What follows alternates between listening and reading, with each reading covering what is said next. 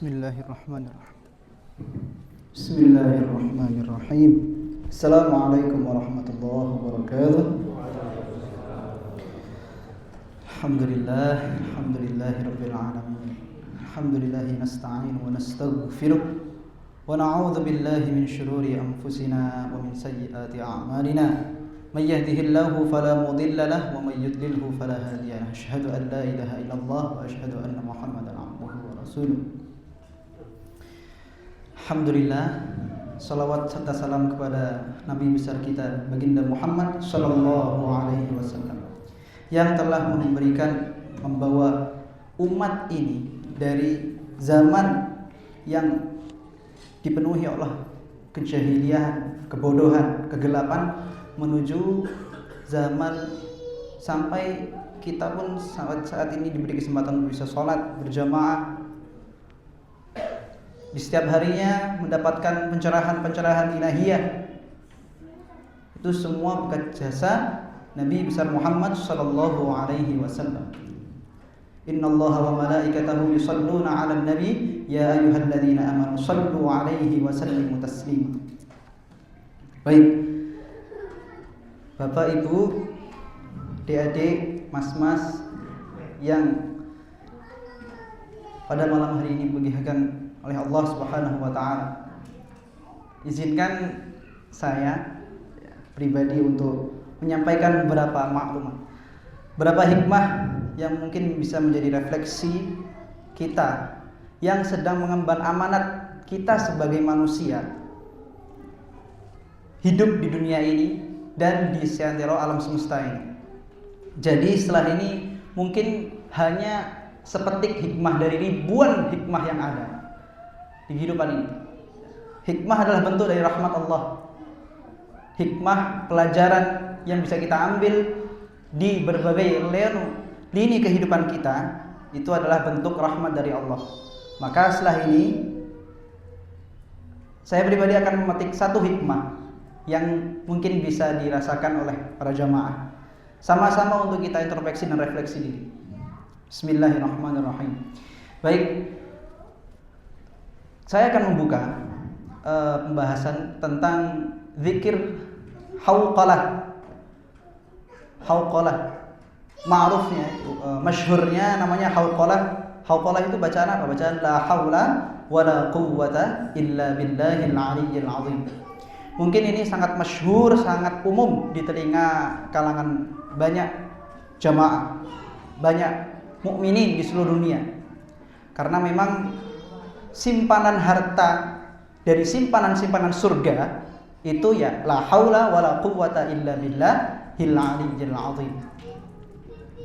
Mungkin kita juga sering berzikir la haula wala quwwata illa billahil aliyyil azim, la haula wala quwwata illa billahil aliyyil azim. Sedangkan apakah kita mengerti hikmah, makna, bukan hikmah, jangankan hikmah dulu, makna dulu. Makna, setelah itu hikmah dan pelajaran atau refleksi yang bisa kita ambil dari kalimat la haula wala quwwata illa billahil aliyyil azim. Di Ramadan sebelumnya mungkin saya pernah berbicara, saya membahas tentang hikmah dari kalimat la ilaha illallah. Bahwasannya tidak ada satu zat pun yang patut kita tunjuki, kita khawatirkan, kita takutkan, ya.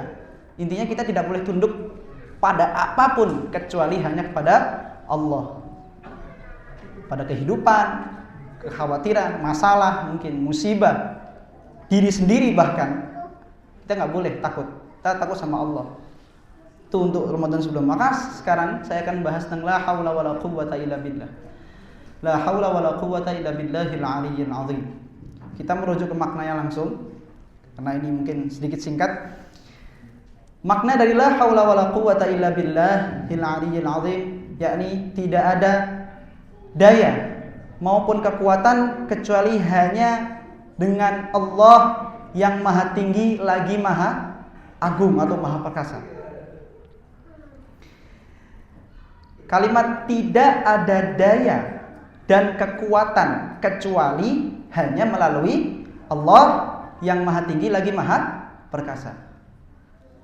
Berarti secara tidak langsung pernyataan ini kalau kita perhatikan dari maknanya menyimpulkan dan menyatakan bahwa tidak ada satu makhluk pun yang diciptakan oleh Allah Subhanahu wa taala yang sedikit pun dia punya daya dan kekuatan. Jadi intinya apa? Tidak terkecuali kita pun sebagai manusia yang katanya sebagai makhluk yang paling sempurna diciptakan oleh Allah, bahkan kita tidak ada sedikit pun kekuatan dan daya saat kita diciptakan sekalipun.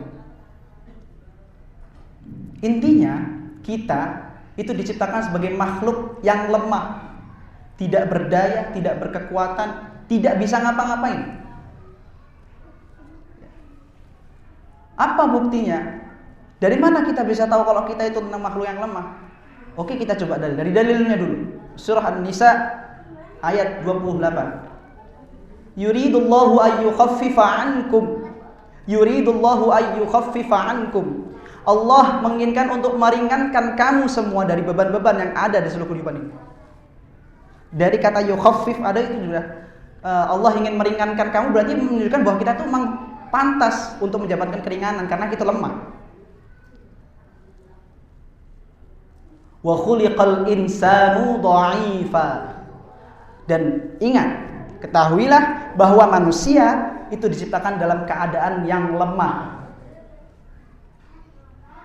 Jadi lahirlah kalimat ini, kalimat zikir la haula wala quwwata illa billahil aliyyil azim. Maka setelah ini, Bapak Ibu, adik-adik, mas-mas, mbak-mbak, ya, jika kita zikir la haula wala quwwata illa billahil aliyyil azim, coba renungkan bahwa diri kita ini enggak punya apa-apa selain Allah.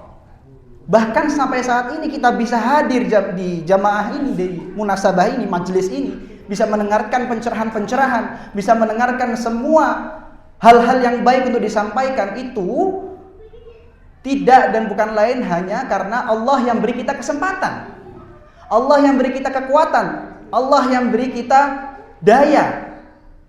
Kalau Allah nggak izinkan, nggak mungkin kita ada di sini sekarang. Tidak terkecuali saya sekalipun, bahkan malaikat-malaikat sekalipun yang menginginkan kita sekarang. Jadi kesimpulannya apa? Artinya apa? Artinya ada dua yang bisa disimpulkan, kita bisa ambil pelajaran. Bahwa pertama tadi kita sudah menyatakan bahwa kita itu tidak terkecuali makhluk apapun, tidak terkecuali kita makhluk yang paling sempurna pun adalah makhluk yang lemah, tidak berdaya dan tidak berupaya apa-apa.